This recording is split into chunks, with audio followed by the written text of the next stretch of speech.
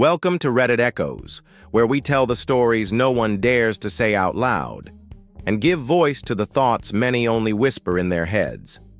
In today's video, you'll hear a story that sounds simple, but cuts deep into the quiet unfairness so many experience. A random man tells a woman, "You should smile more. You'd look prettier." But what he doesn't know is that she's about to give him a social lesson he'll never forget. And the twist, she doesn't actually have a sister. But that small lie cracks open a bigger truth, one that too many women know all too well. This isn't just a story about an annoying comment. It's a story that echoes the voices of millions of women who've been told, "Smile, sweetheart," even when they had absolutely nothing to smile about. Story 1. The pastor's $100 bill and the lottery ticket payback. I once got so hungry I licked grease off my fingers after bussing a table. And no, that's not a joke. A few years ago, I hit the lowest point of my life. A job that had promised housing fell through at the last minute, leaving me stranded in a town I'd never been to in a state I couldn't even pronounce correctly back in geography class. No home, no money, no one I knew. I took a waitress job at a roadside diner, the only place willing to hire someone without a permanent address. At night, I cleaned office buildings just to survive. And when I say survive, I mean buying expired instant noodles from discount bins. I was working 16-hour days, constantly smelling like fryer oil with greasy hair, acne-covered skin, and a stomach that growled like a feral animal. The town was mostly dead, except for one thing: it sat on the route to a tourist hotspot. That meant the occasional lost traveler would wander into the diner where I worked. They tipped well. They asked me how I was doing like I was a real human. The locals. Especially on Sundays, they'd rather rip out their intestines and throw them at you than leave a single penny.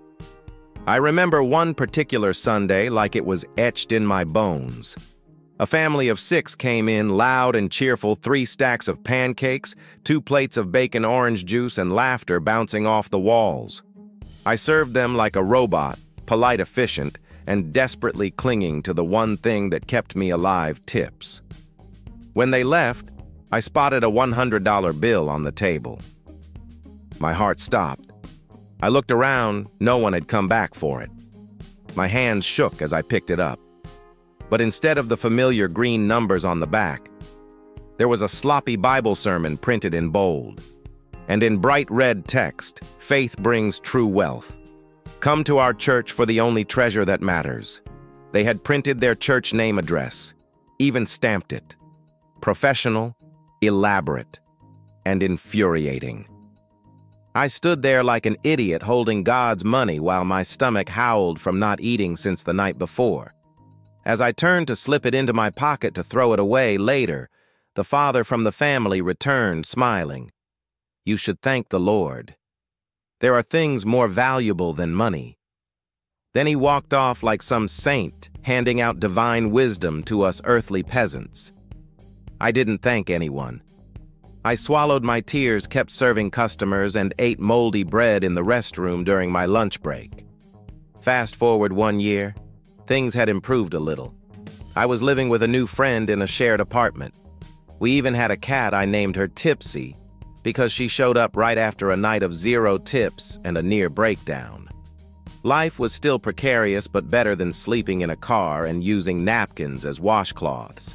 Then came the storm, the kind of cinematic disaster that comes with a subtitle like, "Based on a True Story." The diner got flooded, shut down indefinitely. Suddenly, I had free time on Sundays. And because the universe has the sense of humor of a deranged sitcom writer, I happened to walk past a battered old sign with the name of that exact same church from the $100 pastor. I stood there for a while. The anger came back, not so much about the fake tip, but about the humiliation being handed morality when I was just hungry, treated like I was beneath charity. So I walked in. Sunday service, week 1. Tiny church, part of the roof still missing from the storm. About 30 people, most of them the very locals I'd served at the diner. And yes, he was there. The pastor $100 wearing a worn-out suit headset mic like a Facebook live stream preacher, and a booming voice like he was auditioning for the Voice Gospel edition. I sat in the back pew. When the offering plate came around, I dropped in a $2 lottery ticket. Not because I couldn't afford $1, but because it felt poetic. God's gifts are the most precious right, so maybe he delivers blessings through scratch-offs. Week 2. Another ticket. This time, Pastor $100 smiled and came down to me. "You're the first to ever give a lottery ticket." I smiled back, eyes steady. "Maybe God likes a little gamble. I've got a scratcher coming next week." He laughed loudly like I'd gifted him the best joke of the year. Week 3. I launched my strike. I brought in a fake lottery ticket one my brother gave me for my birthday years ago. One of those prank tickets where you scratch it off and it says you won $50,000 until you read the fine print. Congratulations, you've been pranked. I placed it in a neat envelope, folded it carefully, and wrote, "Hope this helps with the roof." Week 4. The finale. I arrived early, sat quietly. Sunlight beamed through holes in the ceiling. They prayed, sang, shared scripture like any other Sunday. When service ended, everyone came to wish me well. I had told them the week before that I'd gotten a new job in Cincinnati and would be leaving town that afternoon. Just as I stepped out the door, Pastor $100 called me back. No smile, no holy glimmer in his eye. He leaned in, whispering like he was afraid someone might overhear. "You know, when I opened that envelope, I truly thought we'd won. I thought we could finally fix the roof." Then I read the note. That was a cruel joke. I looked at him expressionless and said I also thought I'd finally eat a decent meal, maybe live a few more days, when I saw that $100 bill you left. Then I read your note. It felt pretty similar. I left him frozen in the doorway of that cracked old church. And when I got in my car, I smiled my first real smile in over a year and a half. You might think I was cruel, but let me ask you this. When someone uses faith to mask stinginess, preaches virtue in place of kindness, and invokes God's name to dodge a $1 tip for a starving waitress sleeping in her car, is that really evangelism? Or is it just spiritual marketing? I didn't hit back with fists. I didn't mock his religion. I simply returned the gift he once gave me, false hope, wrapped in performative righteousness. Only this time he was the one hungry, and his meal was the hope of a lottery miracle. Do you think I was cruel? Well, at least I was cruel to the man who once treated me like less than a gospel-printed flyer. And if you've ever been that server clutching a fake bill while your stomach roared, you'll understand. Sometimes even a small payback can save your soul. Story 2. My boss dismissed my illness. He almost didn't live to regret it. I used to work at a small drugstore in the city, the kind of place you only go to when you desperately need toilet paper at 2 a.m. or cold meds while groaning on your couch. I worked there when I was young 21, just trying to survive until I could graduate college. To me, the job was like waiting for a bus, boring, tiring, and you just hoped it didn't hit you on the way. I wasn't a model employee. I showed up on time, did my work, didn't go above and beyond, and definitely didn't kiss up to anyone, especially not the management. I think they knew I hated the job, and I'm pretty sure the feeling was mutual. Sunday, May 2nd. I remember it clearly because that was the day I almost died. I'd been feeling sick for a few days. Nothing major, just a basic cold or so, I thought. That Sunday morning, I still dragged myself to work. But 2 hours into the shift, I couldn't stand straight. My face was pale and my whole body was burning up like a microwave set on nuke. I walked over to the shift manager, Ryan, a man whose personality could be described as a dumpster fire of every toxic post on the internet. I said, "Ryan, I'm not feeling well. Can I go home?" He squinted, smirked, and replied in a voice slicker than chewed bubblegum. "Sure, if you find someone to cover your shift." Note, this was not store policy. He was just flexing whatever petty power he had left. That smug, you thought it'd be that easy energy. I didn't argue. I knew the rules of the game. I called a close coworker and she kindly agreed to cover for me. So I took off my apron and walked out of that store without a backward glance. My boyfriend was working at a hotel a few blocks away. Since we shared a car, I walked over and figured I'd just wait in the lobby for a few hours. Instead, I ended up collapsing on their sofa and sleeping for 9 hours. No food, no water. Unaware that my body was fighting an all-out war inside. That night when we got home, I started coughing up blood. My boyfriend panicked, shoved me into the car, and drove me straight to the ER. The doctors diagnosed me with severe strep throat and started IV fluids immediately. But something was off. There was something wrong with my blood. They ran a full panel. The next morning, a doctor walked into my hospital room and said something I will never forget. "We'd like to perform a bone marrow biopsy." I froze. I didn't even know what a bone marrow biopsy was, but the next thing I knew, I was being wheeled into a surgical room. Still thinking I'd only be out of work for a couple days, I called the store. Brad, the general manager, answered. If Ryan was the trash can of bad attitude, Brad was the dumpster truck. I said I've been hospitalized with a serious infection. Doctors say I might be here for a week. I'm waiting for the biopsy results. Without missing a beat, Brad said, "Then take the week. Come back when you're better. No concern. No. Are you okay? No. Do you need anything?" I offered to let a nurse talk to him to confirm my condition. He refused. I hung up feeling like someone had dropped a brick on my chest. The next day, the real bomb hit. A doctor came into my room, his face unreadably serious. "We have your results. You have acute myeloid leukemia subtype M5. We need to begin chemotherapy tonight." I couldn't breathe. I was 21, still working shifts, barely making it through college, and now I needed chemo. The world spun. I called 3 of my closest friends, all of them co-workers. They rushed to the hospital. We cried. We laughed through tears. And one of them, who had the afternoon shift, called the store to inform them OP has cancer. She starts chemo tonight. I spent the next 28 days in the hospital. Chemo, vomiting, blood transfusions, low blood pressure, hair loss, pale skin. Every day was a fight. My mother stopped by the store a couple times to update them on my condition. The store manager, not Brad or Ryan, was the only one who acted like a human being. The others, silent. Not a single message, not a single call. When I was finally discharged for outpatient treatment, the first thing I did was go to the store. I needed to pick up my maintenance meds from the pharmacy. I wore a long-sleeved shirt to hide the bruises. I had a PICC line in my arm, a long tube connected to a vein for chemo. My hair was gone. I wore a beanie. I walked in head held high even though I was weak as hell. As I passed aisle 10, I saw him, Ryan, carefully arranging bottles of vitamin C like it was his life's mission. I locked eyes with him and smiled. "Hey, Ryan." He turned around, eyes wide like he'd seen a ghost. "Oh my God. OP, are you okay? You look..." I smiled like the Joker hitting the Powerball. "I'm fantastic.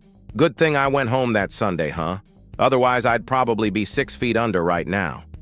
He stood frozen, mouth half open. I walked past him like he was just another shelf in the store. I never worked there again. I quit by mail. The next 5 months, mostly hospital rooms, blood transfusions, chemo, near-fatal sepsis, cracked lips, pain you can't imagine.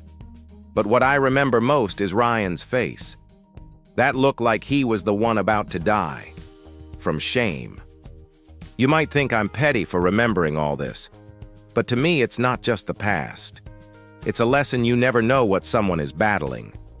And if you choose to treat them with arrogance and power plays, you'd better hope they're not the kind who survives. Because if they do, they won't come back the same. They'll be stronger, tougher, and they'll carry a story that shuts you up for life. Story 3, the nail salon, that charged by vibe and the unintentional rebellion I sparked. I'm not the type to complain. Seriously, I can put up with a lot traffic jams, people blasting phone calls on speaker in cafes, even my boyfriend putting cold food next to hot food in the fridge. But if there's one thing that makes me bristle, it's being charged based on mood, or more accurately, based on appearance. I was a regular at this nail salon downtown. A cozy little place, pastel walls, lo-fi music humming in the background, friendly staff, and that oddly comforting scent of acetone mixed with vanilla. I'd been going there for almost 2 years. They never posted prices anywhere, but I felt safe. Every time I got a simple gel manicure, rounded or square shape, nothing fancy, they'd charge me between $40 and $50. Some days it was discount for you today, just $40. Other days, today's the full price, $50. To be honest, the $10 difference didn't bother me. I've tipped $15 on a martini that hit just right. But the thing is, it wasn't transparent. And you know what happens when things aren't clear. People who look rich get charged more. That Saturday, I went in for my usual appointment. I picked a soft, nude pink, the kind of shade that says I have taste, but I'm not trying too hard. My nail tech was super sweet, and we chatted about TikTok fails and the trauma of DIY bangs. At checkout, the receptionist beamed at me. "That'll be $70 today." I froze. Wait, $70? I got the exact same thing last time, and it was only $40. She smiled wider, that trained kind of smile that's all teeth and no soul. Prices have gone up recently. No sign posted, no text beforehand, no reasonable explanation. But fine. I swallowed my irritation, swiped my card, and went back to my seat to grab my purse. Next to me sat a younger woman in a hoodie, soft curls, no flashy jewelry. We had chatted a bit earlier while getting our nails done. I noticed she had picked the same nude shade, same service as mine. As I grabbed my purse, I mumbled, half-joking, $70 nails. I guess we just got blessed with holy water. She looked at me wide-eyed. $70. Yeah, just finished, paid up. Her face went pale, like nail polish bottle, Mamaro 48 pale. I've never paid more than $30 here. The air shifted. Not even the pastel walls could calm the rising tension in the salon. She turned to her nail tech and asked, "Why is it $70? I didn't get anything different." And that lady said she just got charged, that her nail tech started stumbling. "You're a regular, so we gave you a discount, but today's the new price. I've only been coming here for under a year," the girl said louder. "Last time it was $30, and then the dominoes fell." A woman getting top coat in the corner lifted her head. "Wait, what? I paid $50 last week." Another one waiting for her nails to dry. "I paid $60 yesterday just for a cuticle trim and polish." In the span of 30 seconds, 7 to 8 people in the salon started comparing prices like they were playing nail salon Jeopardy. Everyone had a different price. No one had a clue why, and nobody was okay with it. I slowly backed toward the door, purse in hand, hoping to escape quietly. But then a voice rang out. "You said you've been coming here for 2 years, right? I've only been coming 8 months and they charged me $70. I turned back and nodded. I had nothing left to lose. An older woman near the wall whispered, "Probably because she's carrying that Chanel purse." Someone else chimed in. "So what? People in flip-flops get discounts." The air was now hotter than the nail dryers. The receptionist fumbled for words, but her sentences were like spaghetti, tangled, slippery, and impossible to digest. Before walking out, I said one final thing. Next time, maybe post a price list. Or better yet, rename the salon to Nail Roulette. Spin the wheel, see what you owe. I went home and left a review on Yelp. No insults, no drama. Just the truth, no fixed prices. You might pay $30, you might pay $70, depends on their mood or your purse. A week later, curiosity got the better of me. I checked Yelp again. The 1-star reviews had exploded. Someone said they were charged $90 for a basic manicure. Another wrote wore sweatpants, paid $40. Wore a bodycon dress the next week, $65. One review nailed it. "This place doesn't charge for services. They appraise you like you're being auctioned." I never went back. Not out of anger, but because now I knew I deserved better. And if you're thinking it's just a manicure, relax. No, it's not just about the money. It's about being judged by your handbag, your makeup, your aura. It's about them assuming you won't say anything because you look like someone who can afford it. Well, this time I said something, and unintentionally, I helped wake up a whole salon. Story 4. I thought Asian beavers was a safe way to not get caught. When I was a kid, I thought I was a genius. Not a math genius or a musical prodigy. No, I was the sneaky kind of genius. The kind who cooked up master plans to look at women's butts on the internet without getting caught by my parents. I was about 12 years old, right at the age when hormones start rising like worms after the rain. I didn't have my own phone, no iPad, just a shared desktop computer set right in the living room, the kind where moving the mouse made a clack-clack sound because the ball inside was jammed with peanut butter, don't ask. Everything I did was in full view of my parents. And in my naive little brain, I had one overwhelming fear. They could check my browser history. If they ever saw naked girls in there, I'd be dead meat. But I wasn't going down that easy.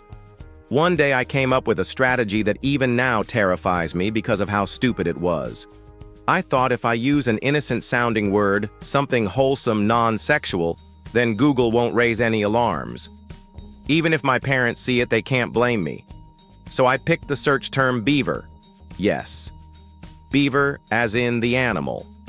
It sounded educational and subtly metaphorical. Genius. Right? I typed cute beaver, furry beaver, wet beaver, Google. Of course, gave me exactly what I asked for. Stupid-looking animals with big teeth that build dams. No butts. Nothing sexy. Just nature, trees, water, and sadness. I was disappointed but not discouraged. I began refining my terminology. Maybe Google doesn't know which kind of beaver I mean. I tried again. Asian beaver, result 1, stock photo of a river. Result 2, a suspicious website. Result 3, bingo. A real adult site popped up. I started sweating, heart pounding like a war drum, eyes wide with digital lust. And I whispered to myself, I've hacked the system.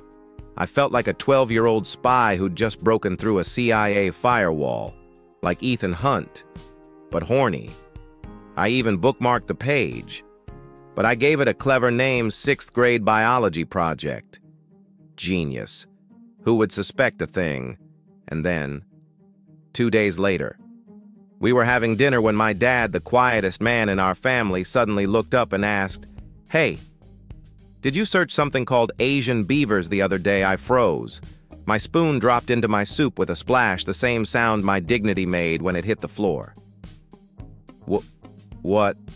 No. I mean, maybe I was researching Asian wildlife. Dad nodded. Mom stared. My little sister stared. No one said another word. But the way Dad looked at me said, "Nice try."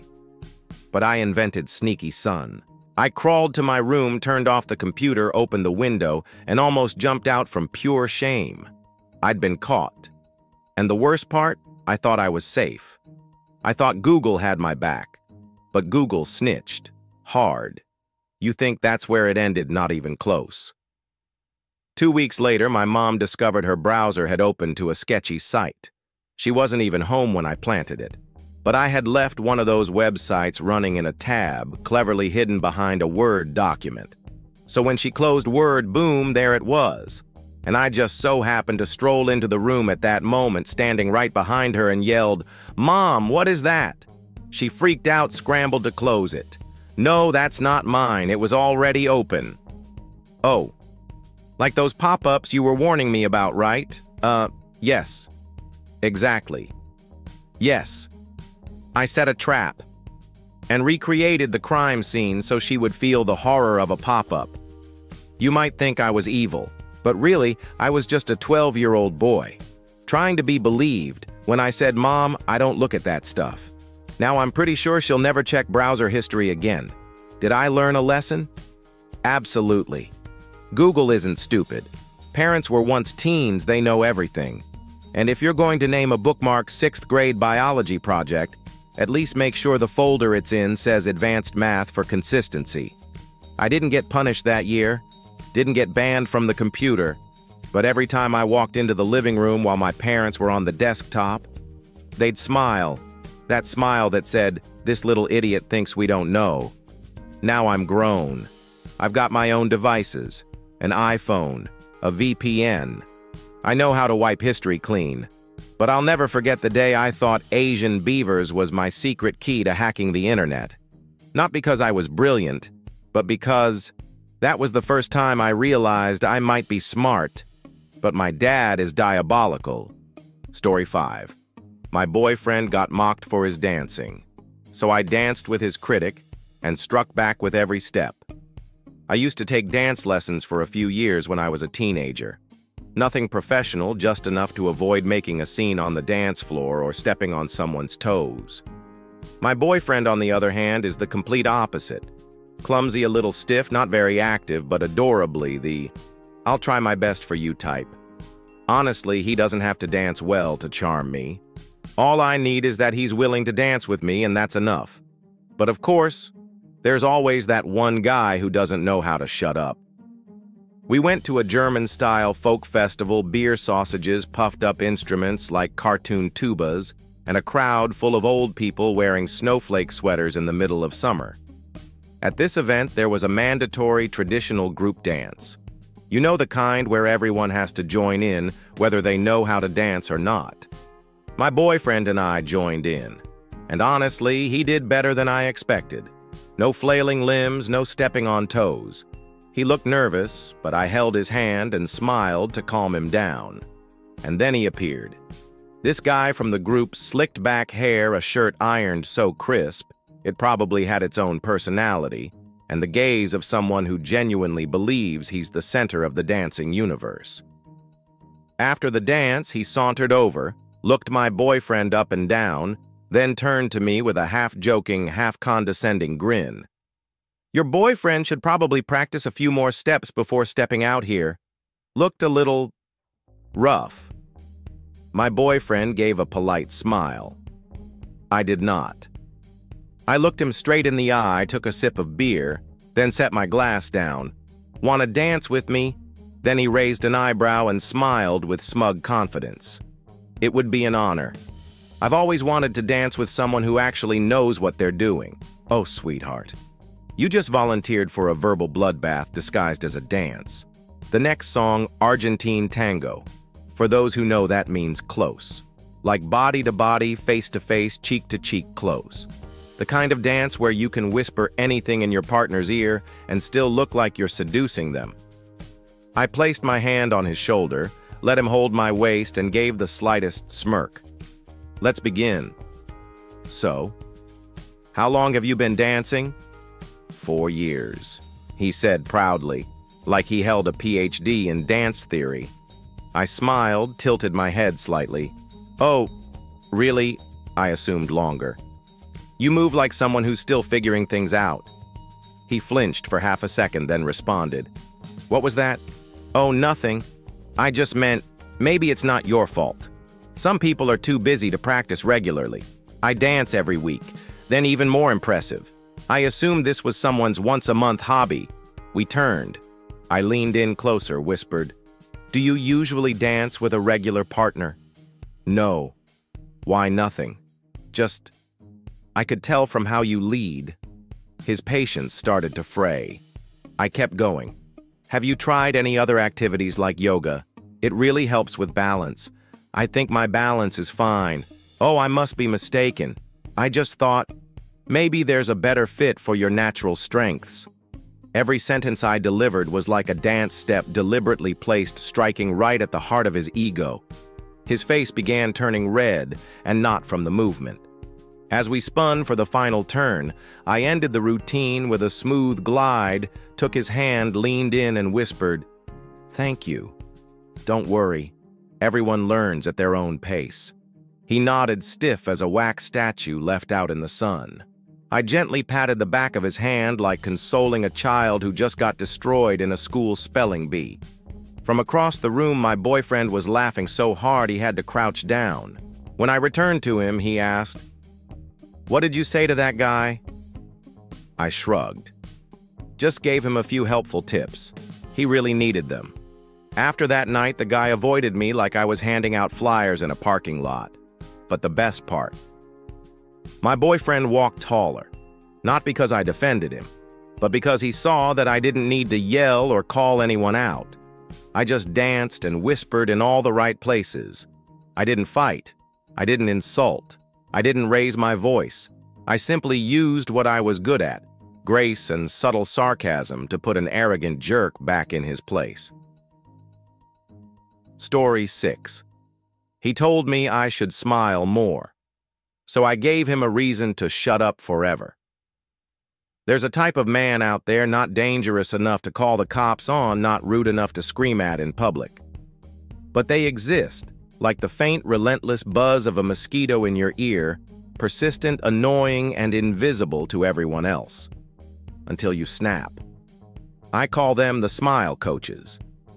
Men who feel it's their civic duty to tell women how to express themselves. That day, I was walking home after a terrible morning. The kind where everything goes wrong, coffee went cold, inbox exploded, and my brain felt like it had been dropped into a blender. I stopped by a pharmacy to pick up a few things. On the way home, I just walked like any other woman trying not to stand out. No bold makeup, no friendly smile, no please engage me aura. And then he appeared. A man standing near a bus stop, wearing a polo shirt, holding a cup of coffee, looking completely average until he looked me dead in the eyes, smiled like he was a licensed facial expression coach and said, "You should smile more. You'd look a lot prettier." I stopped in my tracks. You know that feeling when someone touches your back in the dark, not a shove, just one finger, but it sends an ice-cold jolt down your spine. Yeah, that. I turned around, stared at him for 3 full seconds, just enough to make him uncomfortable. Then I said slowly and clearly, "I just came from identifying my sister's body. She was murdered last night." He froze. His face drained faster than rice paper in soup. His mouth opened slightly, maybe to apologize, then closed again.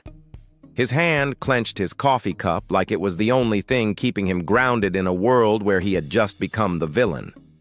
I didn't wait for a response. I turned around and walked away, leaving him in his own manufactured shock like a child who just realized the world doesn't revolve around their comfort.